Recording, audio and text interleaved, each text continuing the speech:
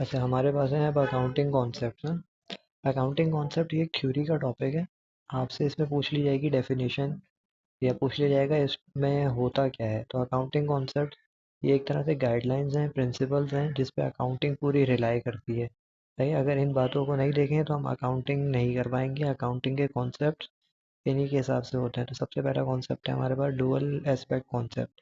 Dual aspect concept हमें ये कहता है कि अकाउंटिंग में जब भी कोई ट्रांजैक्शन होगी तो वो डबल एंट्री के थ्रू होगी, यानी जितना डेबिट होगा उतना ही क्रेडिट होगा। ऐसा नहीं हो सकता कि एक अकाउंट जो है डेबिट साइड पे 1000 आ रहा है और क्रेडिट पे जो है वो 500 आ रहा है। नहीं, ऐसा नहीं होगा। जितना डेबिट का टोटल आ रहा होगा किसी एंट्री में, उतना ही क्रेडिट का टोटल आ रहा होगा। मैंने ये नहीं बोला कि डेबिट और क्रेडिट में एक ही चीज़ें होंगी। मैंने बोला कि ट्रांजैक्शन में डेबिट और क्रेडिट इक्वल होंगे। जैसे आप देख लीजिए कि पहली एंट्री में हमने कैपिटल डाला था बिजनेस में 15,000 का, तो कैपिटल इंक्रीज हो गया 15,000 से, तो क्रेडिट साइड का टोटल कितना आ रहा है? 15,000। डेबिट साइड पे कि कैपिटल आया किस तरह था? कैश के थ्रू आया था और बैंक के थ्रू आया था। तो कैश आया था 5,000, बैंक आया था 10,000। तो टोटल मिला के डेबिट साइड भी कितना हो गया? 15,000। तो 15,000 15,000 के इक्वल है। कभी भी डेबिट साइड का टोटल क्रेडिट साइड के इक्वल से अलग नहीं आएगा। अगर अलग आ रहा है तो मतलब कोई मिस्टेक मिस्टेक कर दी है आपने, ठीक है। ट्रायल बैलेंस में भी ये अप्रोच फॉलो होगी। फिर अगला है हमारे पास money measurement concept. Money measurement concept हमें कहता है कि ट्रांजैक्शन बुक्स ऑफ रिकॉर्ड में सिर्फ मॉनेटरी वैल्यू पे रिकॉर्ड होंगी, उसके अलावा नहीं होंगी। मॉनेटरी वैल्यू यानी अमाउंट पे रिकॉर्ड होंगी, यानी पैसों पे रिकॉर्ड होंगी, अमाउंट पे रिकॉर्ड होंगी, और किसी चीज़ पे रिकॉर्ड नहीं होंगी। सही है। जिनकी कोई मॉनेटरी वैल्यू ही नहीं है चीज़ों की, यानी कोई औकात ही नहीं है, कोई वर्थ ही नहीं है, उनको हम रिकॉर्ड नहीं कर पाएंगे। अगर हम मिसाल के तौर पे गोल्ड भी रिकॉर्ड करना है तो गोल्ड इन टर्म्स ऑफ उसकी करेंसी या in terms of valuation record होगा कि भाई 3 लाख का गोल्ड है, 4 लाख का सिल्वर है, इस हिसाब से, ठीक है। उसके बाद है हमारे पास business entity concept. Business entity concept कहता है कि बिजनेस जो है वो एक बिल्कुल सेपरेट लीगल एंटिटी है, ओनर अलग, बिजनेस अलग। सेपरेट लीगल एंटिटी हम बिजनेस में पढ़ चुके हैं कि कंपनी अलग होती थी, बिजनेस अलग होता था। यानी अगर कुछ डूबेगा तो उस बंदे का बिजनेस डूबेगा, उसके ऊपर नाम नहीं आएगा, उसका पर्सनल अकाउंट बंद नहीं होगा। सही है। लीगल एक्शन किसके खिलाफ लिया जाएगा? उसके बिजनेस के खिलाफ लिया जाएगा। सही है। Business a separate legal entity different from its owner which has a separate legal status.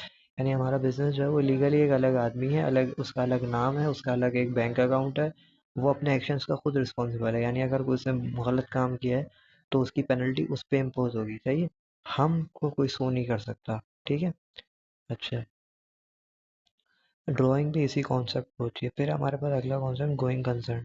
Going concern कहता है कि हम बिजनेस को जब कर रहे होते हैं तो हम ये सोचते हैं कि बिजनेस जो है फॉरसीबल फ्यूचर तक होता रहेगा। फॉरसीबल फ्यूचर का मतलब ये है कि फ्यूचर में ये बिजनेस चलता रहेगा, यानी मोर देन 10 ईयर्स ये बिजनेस चलेगा हमारा, ठीक है। एक नॉर्मल बिजनेस है उसके लिए एक फॉरसीबल फ्यूचर जो है वो 10 साल होगा। एक बहुत बड़ा बिजनेस होगा तो उसके लिए उससे ज़्यादा होगा। एक छोटा बिजनेस होगा उसके लिए फॉरसीबल फ्यूचर थोड़ा होगा। सही है। अच्छा, अगर कोई बिजनेस शट डाउन करने का सोच रहा है तो उसको क्या करना पड़ेगा? अपने सारे रेलेवेंट शेयर होल्डर्स को ये बात बतानी होगी कि मैं बिजनेस को ख़त्म कर रहा हूँ। किस उसूल के तहत? गोइंग कंसर्न कॉन्सेप्ट के तहत।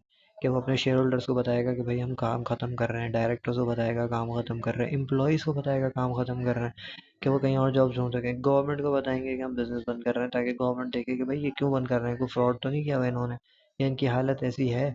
अच्छा, उसके बाद हमारे पास अगला कॉन्सेप्ट है मटीरियलिटी कॉन्सेप्ट। मटीरियलिटी कॉन्सेप्ट क्या होता है कि बिजनेस में जो एसेट्स हैं, the concept state an item which an asset for a small business the same item might be expense for a larger business. कह रहे हैं कि मटीरियलिटी हर एक के लिए अलग अलग है। मिसाल के तौर पे एक बंदा महीने के 10 लाख रुपए कमाता है, तो उसके लिए आई थिंक 20,000 रुपये, 10,000 रुपये, 5,000 रुपये एक इमटेरियल अमाउंट है। क्या है?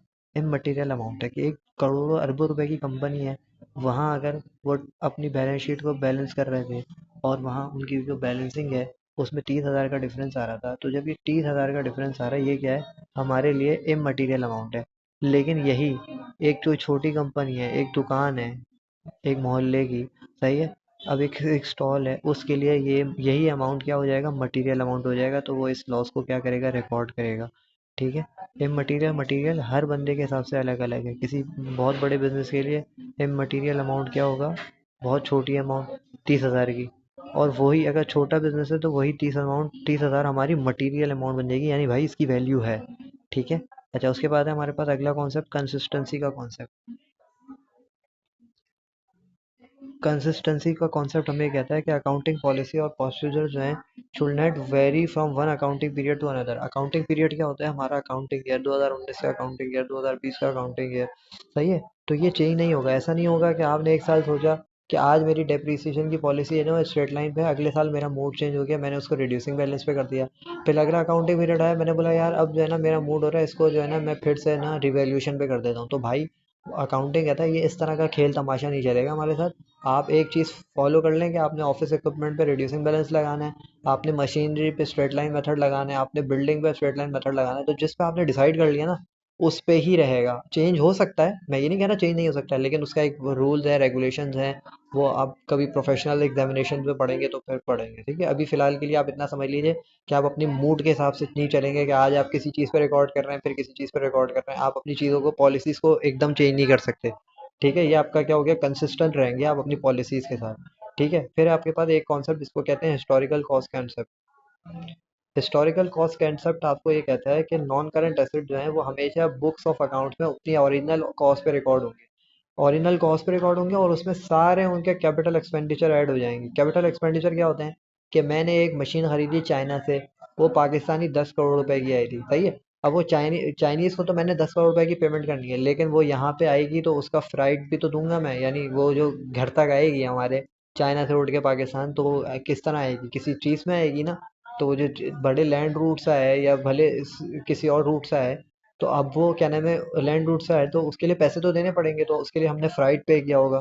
फ्राइट पे किया होगा, फिर हमारे पोर्ट पे जब आई तो हमने क्या देनी थी, कस्टम ड्यूटी देनी थी गवर्नमेंट को। गवर्नमेंट बोलेगी ये पोर्ट आप इस्तेमाल कर रहे हैं तो ये आपके घर आपका थोड़ी पोर्ट है, आप पोर्ट इस्तेमाल करेंगे तो उसके लिए आप हमें पैसे देंगे। हमने पोर्ट पे कस्टम ड्यूटी दी, सही, कस्टम ड्यूटी दी। तो क्या नाम है उस पे वो बोलेंगे कि भाई सेल्स टैक्स भी दे दें। मैं बोलूँगा अभी तो मशीन आई है, अभी भी सेल्स टैक्स ले लोगे?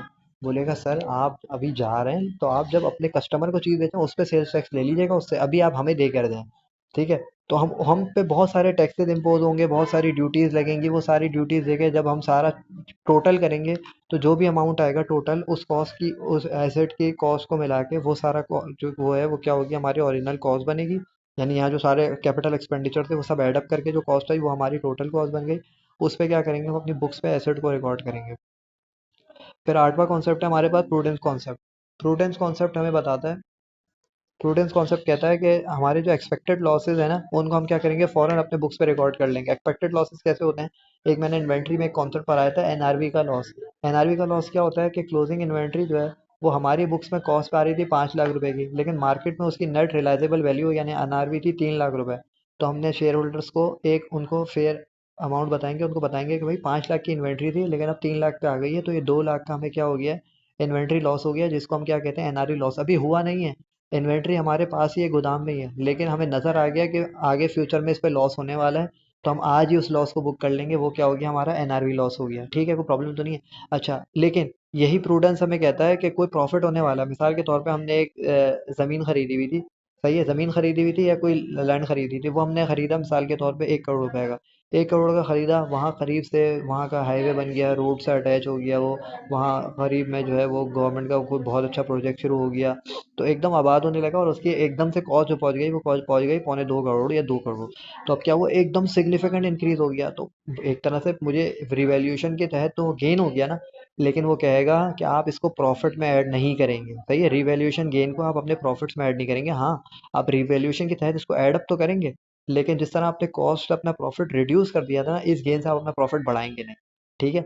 यानी हम अपने शेयर होल्डर्स को वर्स पिक्चर प्रेजेंट कर रहे हैं कि यार ये लॉस हो गया है और ये प्रॉफिट अभी हुआ नहीं है। प्रॉफिट जब होगा, जब उस दिन हम उस ज़मीन को बेचेंगे, उस पे जो रियलाइजेबल गेन आएगा, उस गेन को आप इनकम स्टेटमेंट में रिकॉर्ड करेंगे, ठीक है। उसके बाद आपके पास अगला कॉन्सेप्ट है अक्रूवल कॉन्सेप्ट। अक्रूवल कॉन्सेप्ट है कि हम अपने जो एक्सपेंसेस है उनको रिकॉर्ड कर लेंगे irrespective of the fact whether they are paid or not. कि अगर आपने इंटरेस्ट है, आपका एक एक्सपेंस है ना, तो इंटरेस्ट आपने अगर नहीं भी पे किया हुआ, इंटरेस्ट नहीं भी पे किया हुआ, तब भी आप उसको अपनी बुक्स ऑफ अकाउंट्स में रिकॉर्ड करेंगे।